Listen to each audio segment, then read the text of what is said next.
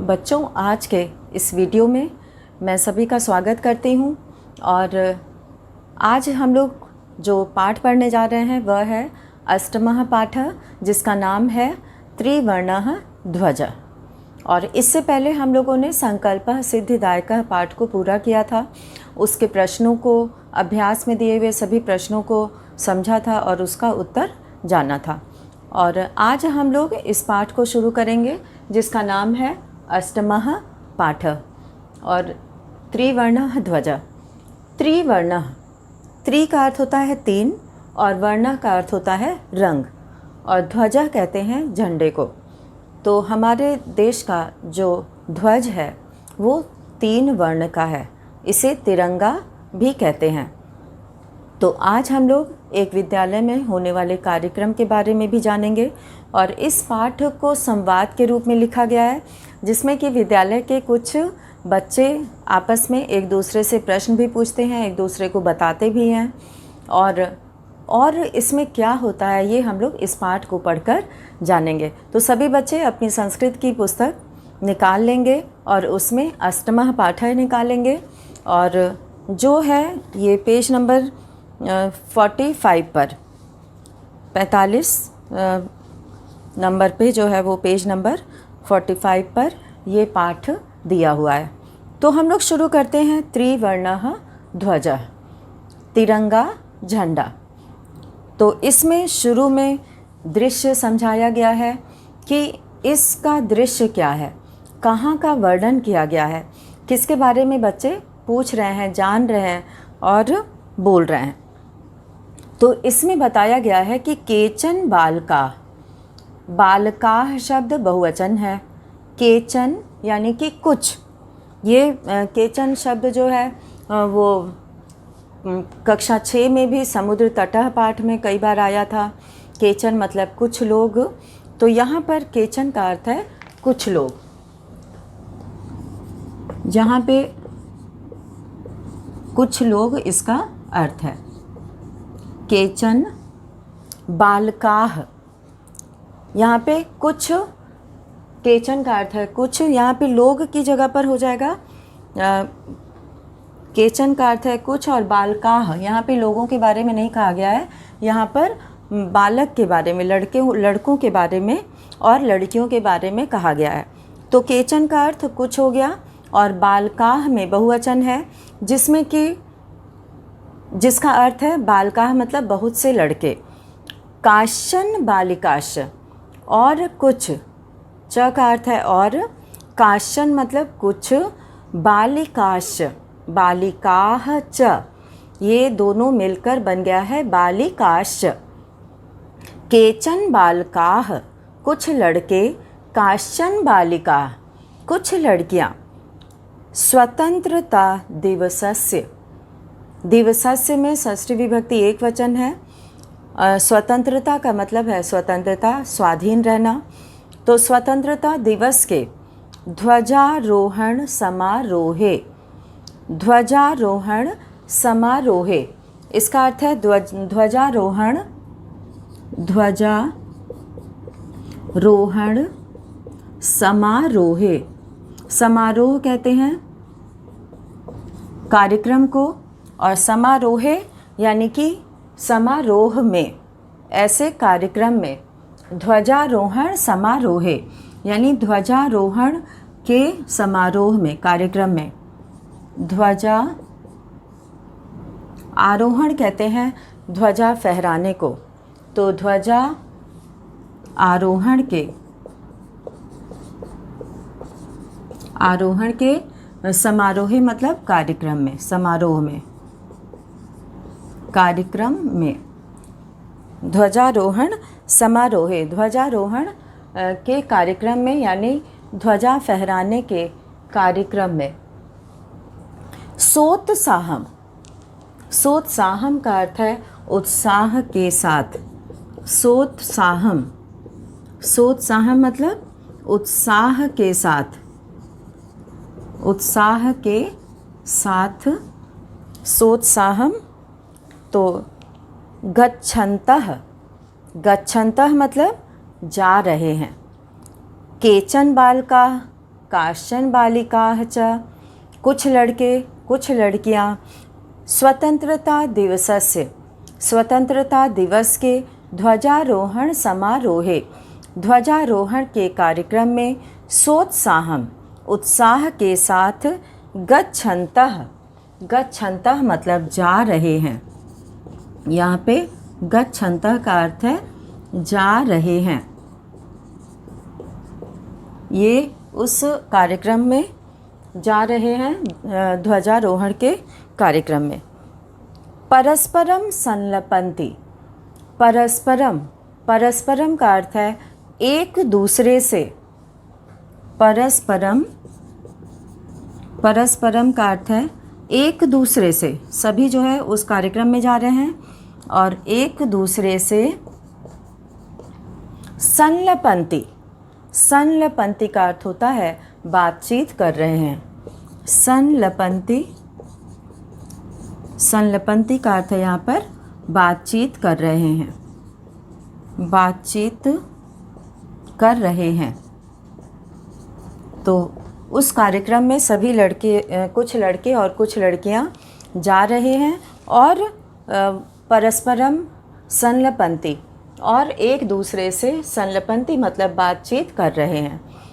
अब आगे संवाद के रूप में लिखा हुआ है और इसमें लिखा हुआ है कि देवेशः, सबसे पहला नाम जो है वो अकारांत पुल्लिंग का है, देवेशः, और इसका रूप बालक की तरह चलता है। तो देवेश कहता है अद्य स्वतंत्रता दिवसः, अद्य मतलब आज, अद्य का अर्थ होता है आज, आज जो है वो अद्य स्वतंत्रता दिवसः, आज स्वतंत्रता दिवस है। अस्माकं विद्यालयस्य, अस्माकं मतलब हमारे, विद्यालयस्य विद्यालय के, प्राचार्यः प्रधानाचार्य, ध्वजारोहणं करिष्यति, ध्वजारोहण मतलब झंडा फहराएंगे, ध्वजारोहण करिष्यन्ति का अर्थ है करेंगे।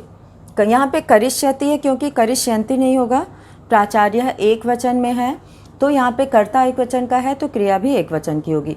तो करिष्यति इसका अर्थ है करेंगे, हमारे प्रधानाचार्य ध्वजारोहण करेंगे। तो इस तरह से इसका अर्थ हो गया करिष्यति का करेंगे। लिट लकार का रूप है, क्री धातु से बना हुआ है ये। और अब जो है आगे लिखा है कि छात्राः च, छात्राः का जो विसर्ग है वो यहाँ पे श बन गया है दोनों जोड़ने से, और जब हम इसे अलग करके पढ़ेंगे तो छात्राः च बन जाएगा। छात्राः मतलब विद्यार्थी जो हैं वो, छात्राः सांस्कृतिक कार्यक्रमान, सांस्कृतिक कार्यक्रम प्रस्तोष्यन्ति, प्रस्तोष्यन्ति प्रस्तुत करेंगे।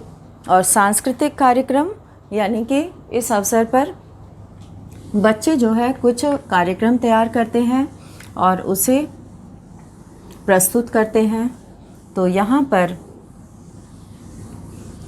छात्राएं, यहाँ पे छात्राः,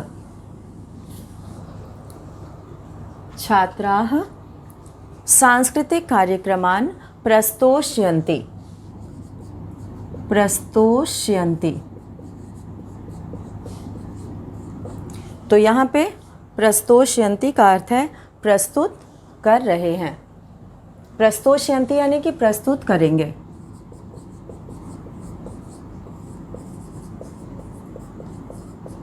कुछ छात्र, यहाँ पे छात्राः सांस्कृतिक कार्यक्रमान, सांस्कृतिक कार्यक्रम को प्रस्तोष्यन्ति प्रस्तुत करेंगे। तो इस तरह से यहाँ पर अन्ते च, अंत में, ये देवेश कह रहा है, वह कहता है कि च का प्रयोग हम लोग पहले करेंगे और अन्ते, अन्ते मतलब अंत में, यहाँ पर अन्ते शब्द आया है, यहाँ पे अंत में, अंत में जब कार्यक्रम समाप्त हो जाएगा तो अंत में मोदकानि मिलिष्यन्ति, यहाँ पर मोदकानि का अर्थ है लड्डू, मोदकानि, मोदकानि मतलब लड्डू, अधिकतर स्कूलों में ये मिलता है कार्यक्रम के बाद बच्चों को। तो मिलिष्यन्ति, मिलिष्यन्ति का अर्थ है मिलेगा। ये बच्चे आपस में बात करते हुए जा रहे हैं, तो उसमें देवेश जो है वो ये बात कहता है। तो मिलिष्यन्ति मतलब मिलेगा। तो यहाँ पर हम लोग देवेश की बात देखते हैं, क्या कहता है कि आज स्वतंत्रता दिवस है। अस्माकं विद्यालय से प्राचार्य ध्वजारोहणम करिष्यति, ध्वजारोहण करेंगे। छात्राः च सांस्कृतिक कार्यक्रमान् प्रस्तोष्यन्ति, छात्राएं सांस्कृतिक कार्यक्रम प्रस्तुत करेंगी। अन्ते च मोदकानि मिलिष्यन्ति, और अंत में लड्डू मिलेगा। डेविडः, डेविड, ये डेविड नाम है और इसमें प्रथमा विभक्ति लगने से डेविडः हो गया है। डेविड वो कहता है कि शुचे, हे शुचि, शुचि नाम है लेकिन संबोधन में शुचे हो जाता है। जैसे बालिका शब्द से संबोधन में बालिके हो जाता है। केवल एक वचन में परिवर्तन होता है, बाकी में परिवर्तन नहीं होता है। तो यहाँ पे शुचे शब्द हो गया है लेकिन नाम है शुचि। शुचे, हे शुचि, जानासि त्वम, तुम जानती हो। जानासि मतलब जानती, जानासि, जानासि मतलब जानती, और त्वम मतलब तुम जानती हो कि अस्माकं ध्वजः कीदृशः, हमारा ध्वज, हमारा झंडा, कीदृशः कैसा है। कीदृशः मतलब कैसा। तो वो पूछता है डेविड, कीदृशः मतलब कैसा, कि हमारा झंडा कैसा है। तो वो शुचि से पूछता है कि जानासि त्वम, तुम जानती हो, अस्माकं ध्वजः कीदृशः, हमारा झंडा कैसा है। शुचिः, अब शुचि कहती है कि अस्माकं देशस्य ध्वजः त्रिवर्णः, अस्माकं देशस्य, हमारे देश का, ध्वजः मतलब ध्वज, झंडा, त्रिवर्णः इति, तीन वर्ण का है, तीन रंग का है। त्रि का अर्थ होता है तीन और वर्ण का अर्थ होता है रंग। तो त्रिवर्णः का अर्थ हो गया, त्रिवर्णः का अर्थ हो गया तीन रंग का। वर्ण कहते हैं रंग को। त्रिवर्णः तीन रंग का, इति मतलब है। यहाँ पे इति समाप्ति का सूचक है। तो हमारे देश का झंडा त्रिवर्ण है, तिरंगा है। इसे हम लोग एक शब्द में तिरंगा भी कह सकते हैं। तीन रंग से ही तिरंगा शब्द बना है। सलीमः, अब सलीम के मन में प्रश्न आता है। वो रुचि से प्रश्न करता है कि रुचे, हे रुचि, अयम त्रिवर्णः कथम, यह तिरंगा कथम मतलब कैसे है। तो कथम यानी कैसे, कैसे या क्यों है यह तिरंगा तीन वर्ण का। कथम मतलब कैसे, ये तीन वर्ण का है। अब रुचि कहती है कि अस्मिन् ध्वजे, इस ध्वज में, त्रयः वर्णाः सन्ति।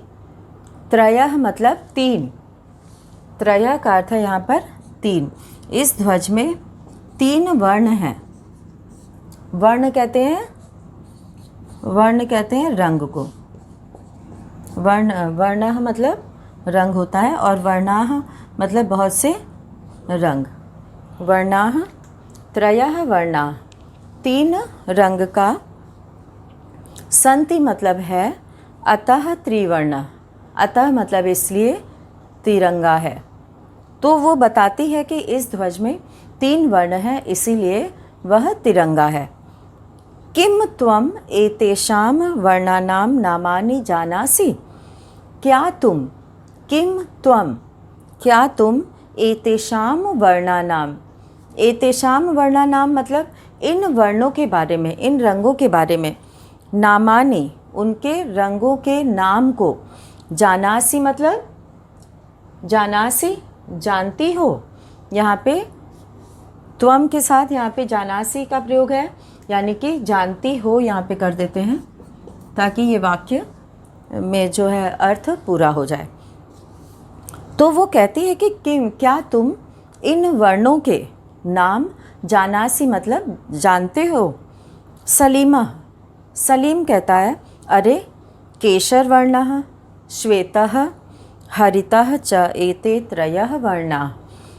केशर वर्ण केसरिया, श्वेतः यहाँ पे केशर वर्णः, केशर वर्ण का अर्थ है केसरिया। यहाँ पर केशर वर्ण केसरिया हो गया। और श्वेतः हरितः च, हरित का अर्थ होता है हरा। तो यहाँ पर जो है ये श्वेतः हरितः और केशर वर्णः, तो इन तीनों रंगों से ही त्रयः वर्णाः, हरितः का अर्थ है हरा, यहाँ पर हरितः का अर्थ है हरा, और इसमें श्वेतः का मतलब होता है सफ़ेद और केशर वर्ण का अर्थ होता है केसरिया। तो यहाँ पर ये तीन वर्णाः मतलब वर्ण हैं। देवेशः, अब देवेश कहता है कि अस्माकं ध्वजे, हमारे ध्वज में, एते त्रयः वर्णाः, एते मतलब ये, त्रयः वर्णाः तीनों रंग, किम सूचयन्ति क्या सूचित करते हैं, सूचयन्ति, सूचयन्ति मतलब सूचित करते हैं, किस बात का संकेत करते हैं, सूचित करते हैं यानी कि किस चीज़ को बताते हैं। तो यहाँ पे ये सूचयन्ति मतलब वो किस बात का संकेत देते हैं, वो किस अर्थ को, किस भाव को बताते हैं। सलीमः, सलीम कहता है कि श्रृणु, श्रृणु मतलब सुनो, यहाँ पे श्रृणु शब्द आया है जिसका अर्थ है सुनो। वो इसके बारे में बताना चाहता है और वो कहता है कि श्रृणु मतलब सुनो, केशर वर्ण केसरिया रंग, शौर्यस्य, शौर्यस्य यानी कि वीरता का, शौर्यस्य यहाँ पे शौर्यस्य इसका अर्थ है वीरता का, शौर्यस्य यानी कि वीरता का। और श्वेतः, श्वेत सत्यस्य, सत्य का, श्वेतः जो है वो सत्यस्य, सत्य का, सत्यस्य, सत्यस्य का अर्थ है सत्य का, श्वेत सत्य का, केसरिया शौर्य यानी कि वीरता का, सत्य से सत्य का। और हरितः च और हरा रंग, समृद्धेः समृद्धि का, सूचकाः सन्ति सूचक होता है, यानी कि इन तीन रंगों से इन सभी चीज़ों के बारे में पता चलता है कि सफ़ेद रंग जो है वो शांति और सत्य का प्रतीक होता है, और केशर वर्ण जो है वो शौर्य का और वीरता का प्रतीक होता है, और यहाँ पर हरित वर्ण जो है वो समृद्धि का प्रतीक होता है। हमारे देश में पेड़ पौधे नदियाँ ये सब जो है वो इन सब चीज़ों से हमारा देश समृद्ध है, और ये तीनों रंग इन सब चीज़ों के सूचक हैं। शुचि है, अब शुचि कहती है कि किम एतेषां वर्णानां, क्या इन रंगों का अन्यत अपि महत्वम, अन्यत अपि, अन्यदपि हो गया है, अन्यदपि यानी कि दूसरा भी, अन्य का अर्थ होता है दूसरा, अपि का अर्थ होता है भी, दूसरा भी, यानी कि इन तीनों रंगों का, एतेषां वर्णानां इन तीनों वर्णों का, अन्यत अपि महत्वम दूसरा भी महत्व होता है। अब हम लोग अगले पेज पे चल रहे हैं।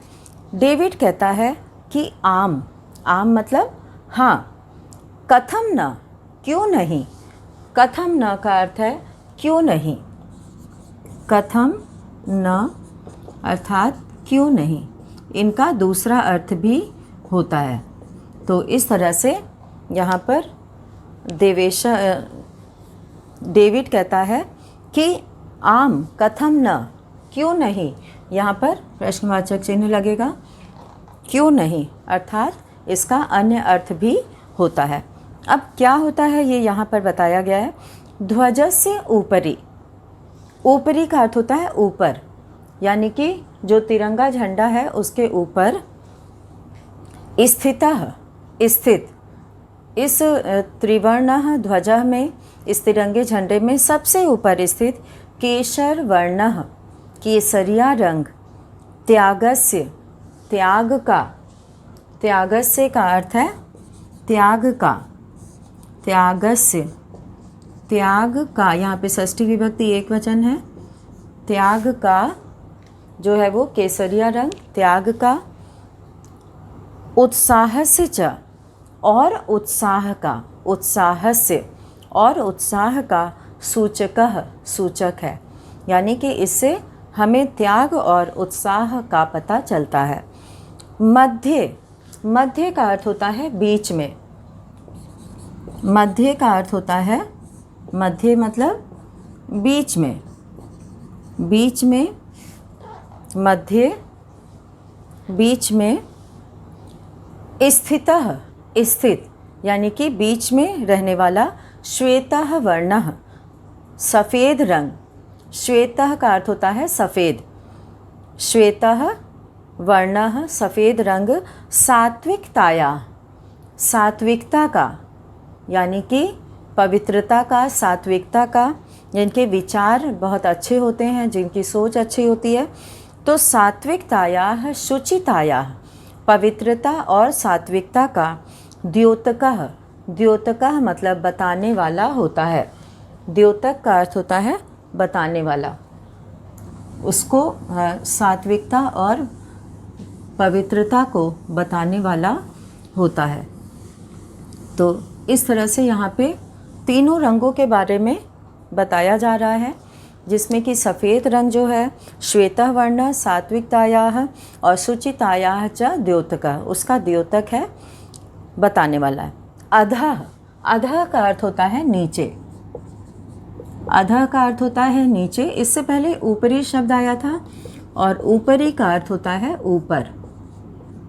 तो यहाँ पर अधः और ऊपरी, तो इसमें जो है अधः यानी कि नीचे, यानी कि तीसरे नंबर पे सबसे पहले केसरिया वर्ण हो गया, फिर श्वेत वर्ण हो गया, और फिर सबसे नीचे स्थितः, स्थित हरित वर्ण, हरा रंग, वसुंधराया, वसुंधरा कहते हैं पृथ्वी को, वसुंधराया सुषमाया, वसुंधरा की, सुषमा अर्थात सुंदरता को, उर्वरतायाश्च, और उसकी जो है उर्वरता को, शक्ति को, का द्योतकः मतलब द्योतक है, बताने वाला है। तो सबसे नीचे जो हरित वर्ण है वो वसुंधराया, उस वसुंधरा का, पृथ्वी का, सुषमाया, उस पृथ्वी की सुंदरता का, जिसमें पेड़ पौधे, नदियाँ, जल, ये सब हैं। तो उस वसुंधरा की सुषमा का, उसके सौंदर्य का, उर्वरता याश, और उसकी उर्वरता का अर्थात उसकी शक्ति का, उसकी ताकत का, द्योतकः मतलब द्योतक है, बताने वाला है। तेजिंद्रः, तेजिंद्र कहता है कि शुचे, हे शुचि, ध्वजस्य मध्ये, ध्वज के बीच में, एकम नीलवर्णम, नीलवर्णम का अर्थ है नीले रंग का, नीलवर्णम का अर्थ होता है नीले रंग का, नीले रंग का, नीलवर्ण जो बीच में सफ़ेद रंग होता है, उसके बीच में नीले रंग का, नीलवर्णः चक्रम वर्तते, चक्रम मतलब गोला, वर्तते मतलब है, वर्तते का अर्थ होता है, वर्तते। तो उसके बीच में नीले रंग का एक चक्र है, चक्र को वृत्त भी कहते हैं। तो नीले रंग का चक्र है। इससे पहले वाले पाठ में प्रश्न में ये आया भी था, जिसमें कि एक वृत्त बनाकर, एक चक्र बनाकर उसमें बहुत सारे वाक्य बनाने के लिए दिया गया था। अब शुचि है, शुचि कहती है कि आम आम, हाँ हाँ, इदम अशोक चक्रम कथ्यते। इदम मतलब इसे, अशोक चक्रम, अशोक चक्र, कथ्यते कहा जाता है। यहाँ पर एक शब्द आया है कथ्यते। कथ्यते का अर्थ है कहा जाता है। अशोक चक्र इसे कहा जाता है। और अब इसमें एतत् प्रगते, आगे वाले वाक्य में लिखा है, वो शुचि बताती है कि हाँ हाँ, इदम अशोक चक्रम कथ्यते, इसे अशोक चक्र कहा जाता है। एतत् प्रगतेह, यह प्रगति का, न्यायस्य च, और न्याय का। प्रगतेह का अर्थ है प्रगति का, आगे बढ़ने का। प्रगतेह, प्रगतेह का अर्थ है प्रगति, विकास का। प्रगति का जो है ये द्योतक होता है। न्यायस्य, न्यायस्य का अर्थ है न्याय का। न्यायस्य, न्यायस्य का अर्थ होता है न्याय का, यानी किसी के साथ अन्याय ना हो। तो इस तरह से प्रगति का और न्याय का प्रवर्तकम, प्रवर्तक होता है। सारनाथे, सारनाथ जगह का नाम है जो वाराणसी में है। सारनाथे, सारनाथ में अशोक स्तंभः अस्ति, अशोक स्तंभ है। तस्मात् एव, और उसमें ही, एतत् गृहीतम, उससे ही, एतत् मतलब इसे, गृहीतम, गृहीतम मतलब लिया गया है। यहाँ पे गृहीतम शब्द आया है। गृहीतम का अर्थ है लिया गया है। गृहीतम का अर्थ है लिया गया है। तो उसे सारनाथ के अशोक स्तंभ से ही लिया गया है। प्रणवः, प्रणव कहता है कि अस्मिन् चक्रे, इस चक्र में, चतुर्विंशतिः अराः सन्ति। चतुर्विंशतिः का अर्थ है 24।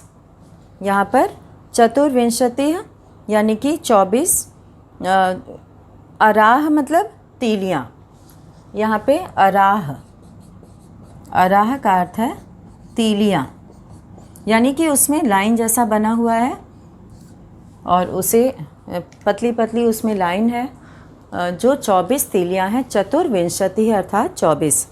संख्या के बारे में सभी जानते हैं बच्चे, तो 24 की संख्या को चतुर्विंशति कहा जाता है। अराह मतलब तीलियाँ, संति मतलब हैं। और मेरी कहती है कि भारतस्य संविधान सभायाम, भारत की संविधान सभा में 22 जुलाई 1947 तमे वर्षे, 22 जुलाई 1947वें वर्ष में समग्रतया अस्य ध्वजस्य स्वीकरणम जातम। समग्रतया का मतलब है कि सब मिलकर, यानी कि सभी के मिलकर, अस्य ध्वजस्य स्वीकरणम जातम, इस ध्वज को स्वीकरणम यानी कि स्वीकार किया गया, स्वीकार हुआ, यानी कि सभी के सहमति से। अस्य ध्वजस्य स्वीकरणम जातम, इस ध्वज को स्वीकार किया गया। तेजिंदरः, तेजिंदर कहता है कि अस्माकं त्रिवर्णः ध्वजः, हमारा तिरंगा झंडा स्वाधीनतया, स्वाधीनता का, राष्ट्र गौरवस्य च प्रतीकः, और राष्ट्र गौरव का, स्वाधीनतया स्वतंत्रता का और राष्ट्र गौरव का, प्रतीकः मतलब प्रतीक है।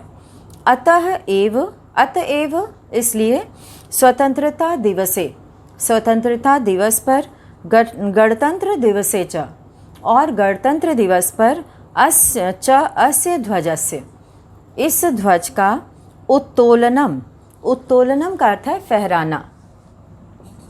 उत्तोलनम का अर्थ है यहाँ पे झंडे को फहराना, उसको ऊपर उठाना।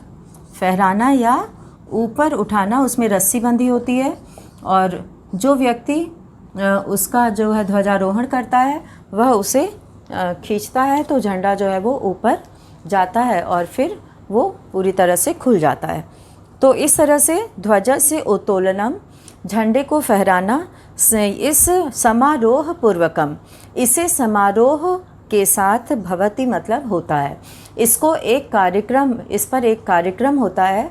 इस दिन 15 अगस्त को और 26 जनवरी को ध्वजा यानी कि झंडा फहराया जाता है। तो समारोह पूर्वकम भवति, तो ये समारोह के रूप में भवति मतलब होता है। तो यहाँ पे एक शब्द आया है भवति, और भवति का अर्थ होता है। तो इस तरह से इस पाठ में जो है ध्वजा के बारे में, उसके रंगों के बारे में, और वो रंग किस भाव को प्रकट करता है। सफ़ेद रंग, केसरिया रंग और हरित रंग, हरा रंग, ये सब किसी भावना से जुड़े हैं, वो हमें संकेत करते हैं, जिससे कि हमारे देश के बारे में पता चलता है। और ये जो 24 अराह हैं, तीलियाँ हैं, वे भी जो है वो अशोक स्तंभ से ली गई हैं, जो सारनाथ में है। तो आज हम लोग इस पाठ को पूरा पढ़े हैं और इसके कठिन शब्दों का अर्थ हम लोगों ने देखा। और अगले वीडियो में हम लोग इस पाठ का कठिन शब्दार्थ और अभ्यास में दिए गए प्रश्नों को समझेंगे। तो इसी के साथ हम लोग आज ये वीडियो यहीं पे समाप्त करते हैं। धन्यवाद।